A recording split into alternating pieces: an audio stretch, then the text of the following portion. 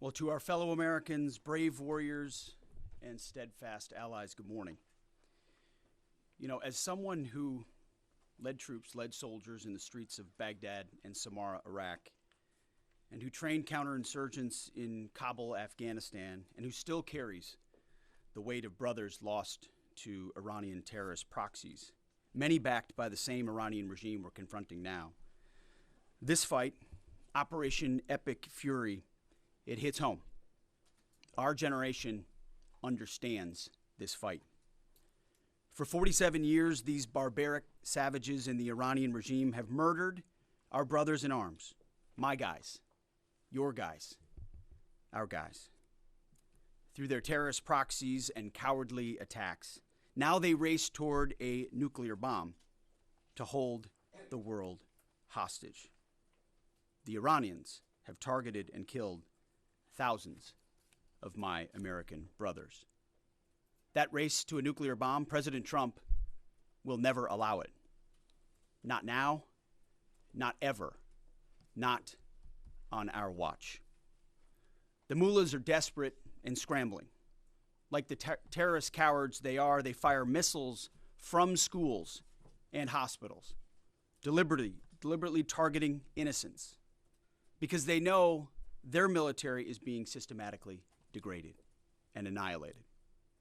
Iran's neighbors, and in some cases, former allies in the Gulf, they've abandoned them. And their proxies, Hezbollah, the Houthis, and Hamas, either broken, ineffective, or on the sidelines. Iran stands alone, and they are badly losing.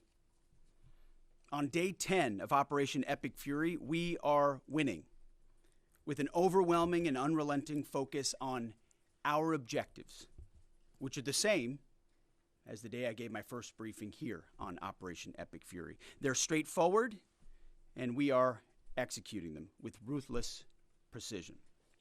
One, destroy their missile stockpiles, their missile launchers, and their defense industrial base. Missiles and their ability to make them. 2, destroy their navy.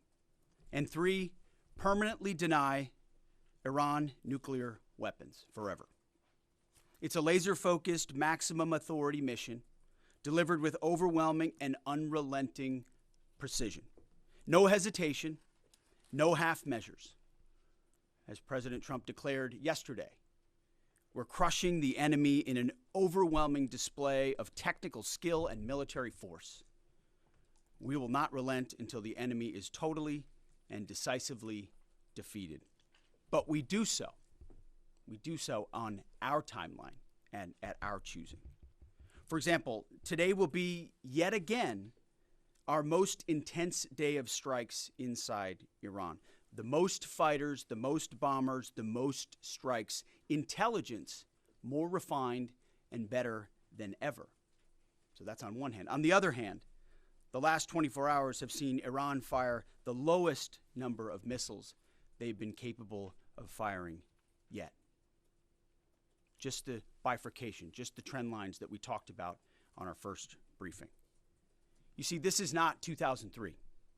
This is not endless nation building under those types of quagmires we saw under Bush or Obama. It's not even close. Our generation of soldier will not let that happen again, and nor will this president, who very clearly ran against those kinds of never-ending, nebulously scoped missions. Those days are dead. Instead, we're winning decisively with brutal efficiency, total air dominance, and an unbreakable will to accomplish the president's objectives on our timeline. We stay locked on the target because here at the Department of War, that's our job. Now, the chairman and I, having just returned from Dover last night, our troops and their families and the enormous sacrifice that they make is certainly heavy on my mind. So I'll close with scripture, drawing strength from Psalm 144. Blessed be the Lord, my rock, who trains my hands for war and my fingers for battle. He is my loving God and my fortress, my stronghold and my deliverer, my shield in whom I take refuge. May the Lord grant unyielding strength and refuge to our warriors, unbreakable protection to them and our homeland, and total victory over those who seek to harm them. And amen. God bless our troops and this mission. Mr. Chairman, over to you. Thank you, Mr. Secretary, and good morning, everyone, and thank you for being here. I'm here today to continue the updates to the American people and to those in the room on Operation Epic Fury. First, let me start with honoring our fallen. As the Secretary said, on Saturday and again last night at Dover Air Force Base in Delaware, our nation's leaders honored our returning fallen as they arrived home for their final time. Last week I shared a few of the names, and today I want to share the rest. Major Jeffrey O'Brien and Chief Warrant Officer 3 Robert Marzan were the final two fallen to return home and members of the U.S. Army Reserve's 103rd Sustainment Command out of Des Moines, Iowa. Last night, as the news has been reporting, we honored the return of Staff Sergeant Benjamin Pennington of the U.S. Army's 1st Space Brigade from Fort Carson, Colorado. When I met Ben's family last night, his mom, his dad, and his sister, they showed me a drawing that Ben had made when he was in kindergarten. It was clear all the way back then that Ben wanted to do one thing in his life, and he wanted to serve his country and be a soldier. And to the Penningtons, just know how Ben was absolutely a great one. And finally, Major Sorfleet Davies, who returned home this weekend after sadly passing away from a medical condition while on duty in Kuwait. We welcome him home as well and mourn with his family. To the families and the families of all of our fallen, we share in your profound grief. The Joint Force remains eternally grateful for your sacrifice and the gift of a great example that your service members have given all of us. I want you to know that their names will never be forgotten, and you and your family are part of our Joint Force family forever. Let me talk a little bit about the progress thus far, acknowledging that Admiral Cooper will likely continue to give updates from CENTCOM. As the Secretary said, we're in the 10th, moving into the 11th day of Operation Epic Fury. The Joint Force remains focused on 3 military objectives: continue to destroy Iranian ballistic missiles and drone capability in order to prevent attacks on the U.S. and others throughout the region. And this means attacking launch sites, command and control nodes, stockpiles before they can threaten our personnel, our facilities, and our partners. Second, we continue to strike the Iranian Navy and their capabilities in order to do things like sustain movement through the Straits of Hormuz. And third, we continue to start working on and going deeper into Iran's military and industrial base in order to prevent the regime from being able to attack Americans, our interests, and our partners for years to come and project power outside their borders. This means servicing production facilities, research and development sites, and infrastructure. Let me turn to the map. We're going to try digital today to prevent laser injury. Since our last update, CENTCOM continues to make progress across the southern flank. To date, they've struck more than 5,000 targets. U.S. Strategic Command bombers recently dropped dozens of 2,000-pound GPS penetrating weapons on deeply buried missile launchers across the southern flank. We also have struck several one-way drone factories to get at the heart of their autonomous capability. And of course, alongside our regional partners along the southern flank, continue to execute intercepts against one-way attack drones using fighters and attack helicopters. Our strikes mean we've made significant progress in reducing the number of missile and drone attacks out of Iran. Ballistic missile attacks continue to trend downward, 90% from where they've started, and one-way attack drones have decreased 83% since the beginning of the operation. A testament to our air defenders and our air defense systems, and as I said, our partners in the region continue to do great work as well. Second, we're making substantial progress towards destroying the Navy. In the first 10 days of the conflict, we're more than 50 Iranian naval ships into the campaign using a combination of artillery, fighters, bombers, and sea-launched missiles. As Admiral Cooper noted last Thursday, we struck and sank an Iranian drone carrier ship, and U.S. CENTCOM continues today to hunt and strike mine-laying vessels and mine storage facilities. This work will continue. Third, against our objectives, we've begun to target Iran's military and industrial complex, again, focusing on centers of gravity to get upstream of the shooters out in the field in order to deny them the ability to continue to generate those one-way attack drones. Let me spend a minute talking about the joint force. Across the area of responsibility, this is gritty and tireless work, and I cannot begin to explain how incredibly proud I am of the extraordinary courage, tenacity, and grit and professionalism within the joint force. Last time I had a chance to talk about the Army's incredible logisticians who are out there sustaining the fight. Today I want to highlight a few groups of sailors. First, I want to thank the men and women of the Ford Carrier Strike Group and their families, and let all of them know how grateful I am for their leadership and service. The crews on board this strike group have already been endured months at sea only to get their deployment extended. These exceptional Americans, rogered up, all supported by their families, continue to stand the watch, taking the fight to the enemy over and over again, night after night. Aboard ships like the USS Ford and the Abraham Lincoln are a special group of sailors I want to highlight today. These are the men and women, the sailors up on the roof running operations on the flight deck. With an average age of the early 20s, these are the unsung heroes of naval aviation. These young sailors, known for wearing yellow shirts, are in charge of the catapults, taxiing jets around on the flight deck, shooting jets off the front end, and recovering jets off the back end. They are literally involved with every single movement on the roof on an aircraft carrier. They are the last ones that a naval aviator sees before getting shot off the front end, and the first one that a naval aviator sees after safely trapping on the back end. And just for a minute, imagine you're standing on that aircraft carrier flight deck. There's 30 knots of wind in your face. The deck is slippery, covered in grease. It's noisy. There are propellers spinning. There's jet blast everywhere. The helicopters are running. Your head is on a swivel, and you're trying to direct a multi-million-dollar fighter into a 1-foot square box so that those naval aviators can be shot off into the black of night to go do America's work. Those jets are fully loaded with missiles and bombs, and they are a world-class team combined with the naval aviation and the aviators in those jets. This beautiful symphony of American spirit is the definition of perfectly organized chaos. And these crews do it every single time the carrier is at work. Oh, by the way, in the middle of the night and oftentimes in the pouring rain.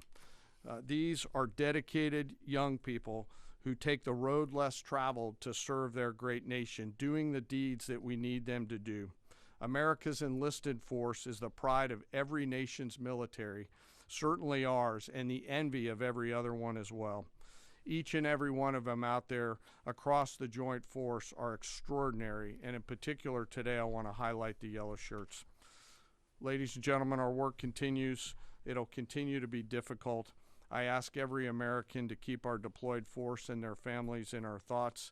Combat deployments can be tough on the force and the families, and it's important that we continue to remember that. I remain deeply humbled by the 2.8 million members of the Joint Force, and I'll end where I started, and that's remembering our fallen and their families whose sacrifice will be felt forever. And with that, I'll take some questions with the Secretary. A beautiful symphony of American spirit. Well said, Mr. Chairman. Thanks, sir. And I will just note that no other country in the world is capable of executing what the chairman just described, day after day, night after night, unrelenting. Well said. Thank you. Yes, sir. Alexandra Ingersoll, One America News. You talked talked, Mr. Secretary, you talked at the conference in Florida on Thursday that there was a 90% missile capabilities degradation and 83% drone degradation, and I know the chairman just repeated those numbers. We've seen the most amount of fighting these past 5 days. Is there any update to those percentages? And also, are you able to give any quantification of degradation to the enemy's nuclear capabilities yet?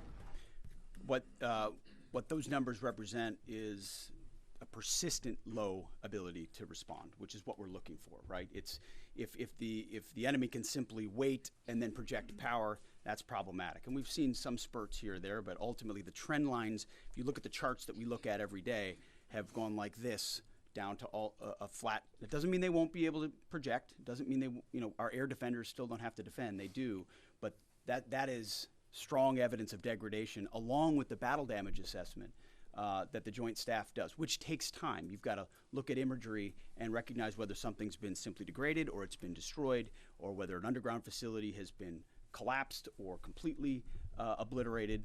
So there's differences in how you evaluate that, but the numbers staying that low is a demonstration of the efficacy for sure. Yeah, Ryan. Thanks, Mr. Secretary. There's been reports that the new leader of Iran has been wounded. Do you know if this is true and what his condition is? And then another one, President Trump said he had a really good call with President Putin yesterday. Will Russia be aiding us in this conflict, and can you share anything on that? Well, the president, as I've said before, maintains strong relationships with world leaders, which creates opportunities and options for us in very dynamic ways. So the president said it was a good call. I was not on it, but those that were said it was a strong call, reaffirming hopefully the opportunity for some peace in Russia-Ukraine, and also a recognition that as it pertains to this conflict, they should not be involved.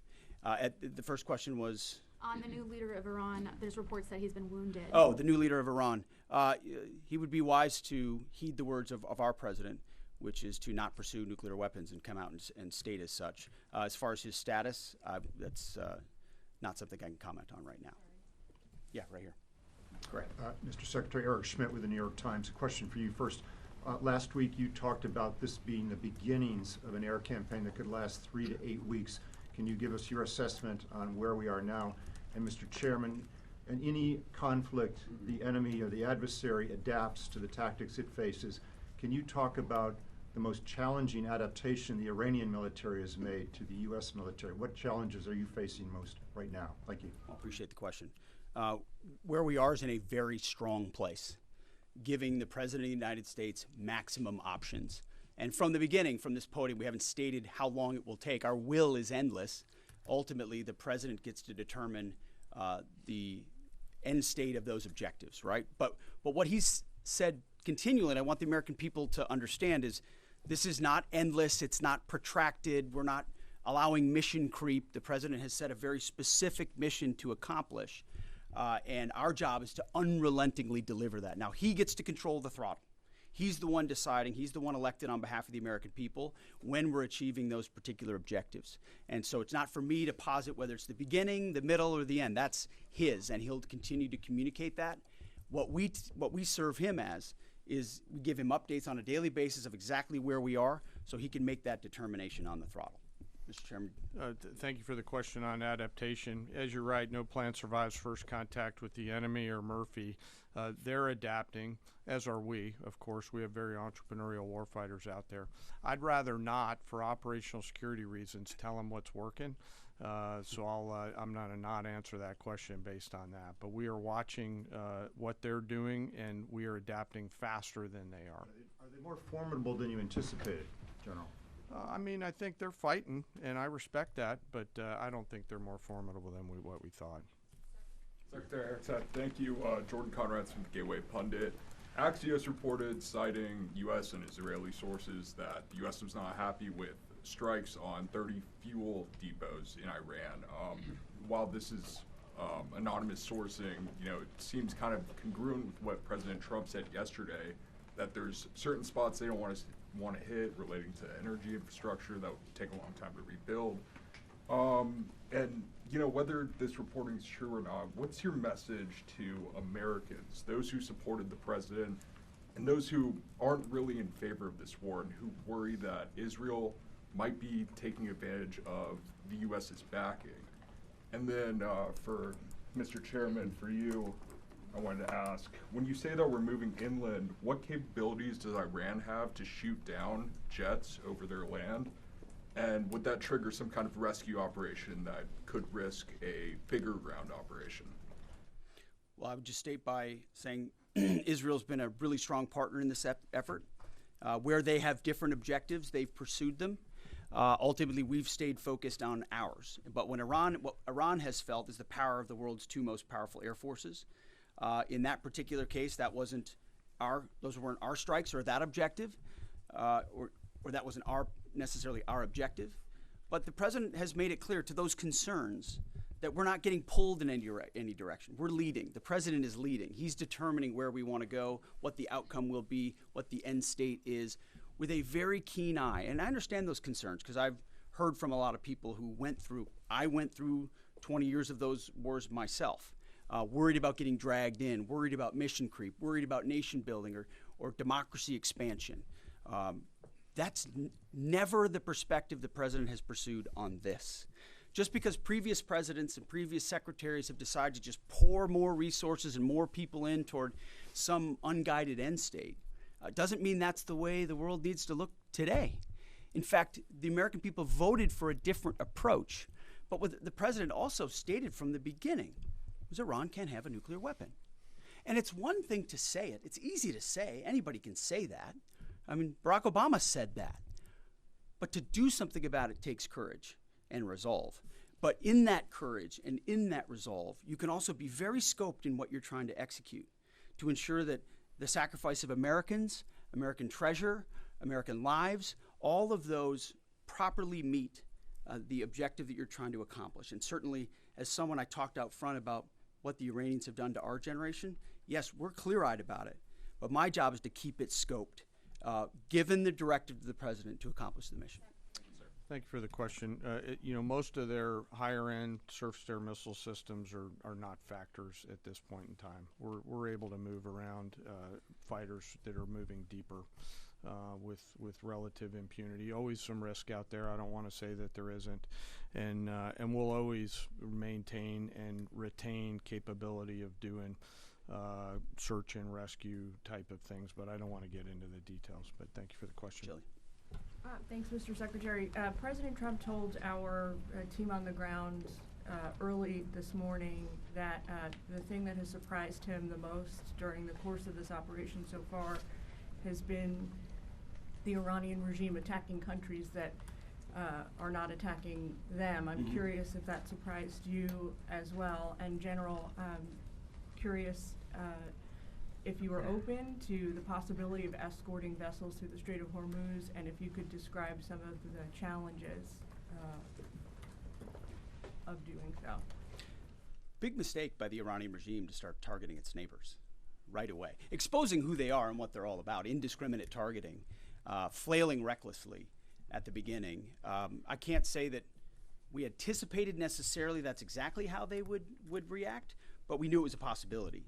And I think it was a demonstration of the desperation of that regime then and that regime now, that they still think their pathway out is to try to alienate their Arab partners even more, who've instead decided to come to us and have been willing to go on the offense, have been giving us access, spacing, and overflight in a new partnership that will continue to remake the region the way that President Trump did with the Abraham Accords. So you're pushing those countries in our direction to support this effort, further alienating Iran. And I think it's worth underscoring. I see in the media banners that say, war expanding or war spread.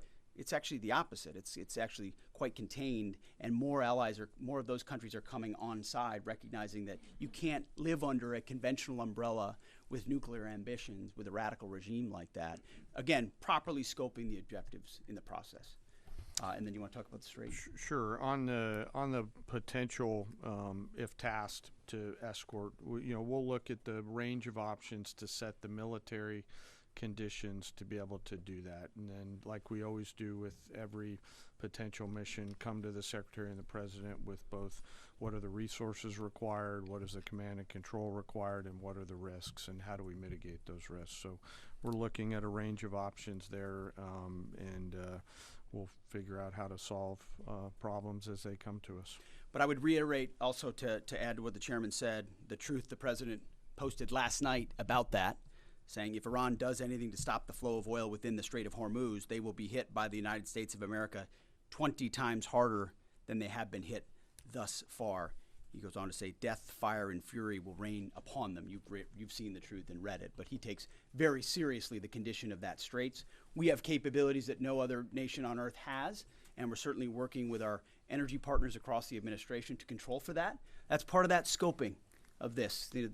The world needs to understand this doesn't have, this isn't intended to be, nor is it something that will expand. We know exactly what we're attempting to achieve here, scoped properly, and the American people can count on that for sure. Thank you so much, Secretary Hegseth. President Trump has long said that he wants to minimize the loss of life in war, which wherever it occurs in whatever country, which so many people obviously appreciate. Can you detail the specific measures the Pentagon is taking to minimize civilian casualties and strikes inside Iran? And secondarily, is the Pentagon prioritizing replenishment of precision-guided munitions, long-ranged strike weapons, or air defense interceptors? And can you share any details on which systems are being prioritized? Yeah, seeing it from the inside every single day, including this, no nation takes more precautions to ensure there's never targeting of civilians than the United States of America. From the boat strikes in the Caribbean, where every single strike is assessed to this campaign here, no nation in the history of warfare has ever attempted in every way possible to avoid civilian casualties. And frankly, that's a point that just isn't appreciated enough.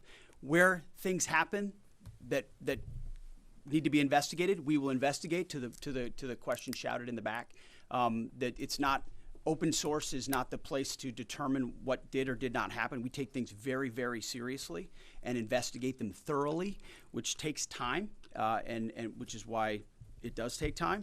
But ultimately, unlike Iran, who targets civilians indiscriminately, who we've seen in the intel moving rocket launchers into civilian neighborhoods, near schools, near hospitals, to try to prevent our ability to strike. That's how they operate. And then they set the targeting of drones and missiles toward civilian targets, hospitals, hotels, airports. CENTCOM's been very good about putting that information out. That's how terrorist regimes fight. They target civilians. We do not. And I can tell you this administration and this Pentagon focuses on that very, very closely. Go ahead, right here. Sir, this morning the Iranian government is saying a lot. They continue to say they're prepared for a long war. If that's the case, what could you tell the American people as far as the steps the Department of War is taking to make sure our troops have the protection and the resources they need as the mission continues? I think there's one thing I can sleep quietly at night knowing is that we're giving every resource humanly possible to our troops on the front lines to ensure they're protected. In fact, as I said in that first press briefing, even before we set the offense, we set the defense. We made sure we had the ability to defend, and then we moved as many Americans off the bases and into other places as possible. So as this progresses, the chairman, or the question was asked of the chairman about how the enemy adapts. Well, of course, we adapt too in real time. And to watch our warriors iterate on air defense and interdiction, on drones and missiles and how we get after it, it's incredible how they refine the tactics, bring in new assets to find different ways of getting at emerging technologies. So that is one of the things we're laser focused on every day. Yes, we're going on offense more effectively than any country in human history, but we're also ensuring that in every way possible we're defending the best Americans we have who wear our uniform, no doubt. Let's do one more. Thanks, Secretary Hegseth. The president has indicated that maybe the operation will wrap up sooner than he thought it was going to. What's the plan once the U.S. stops military action? Will the U.S. play a role in the aftermath, or will they leave Iran to sort it out? Ultimately, the aftermath is going to be in America's interests, our interests. We won't live under a nuclear blackmail scenario of conventional missiles that can target our people, which is why the objectives have been scoped from the beginning. Missiles, missile production, a defense industrial base, Navy, all in service of ensuring they don't have nuclear power projection capabilities. That's what matters to President Trump. That's what matters to the American people. And ultimately, that's why we're so laser focused on ensuring those objectives and those objectives alone are met. Thank you. I appreciate it. Thank you.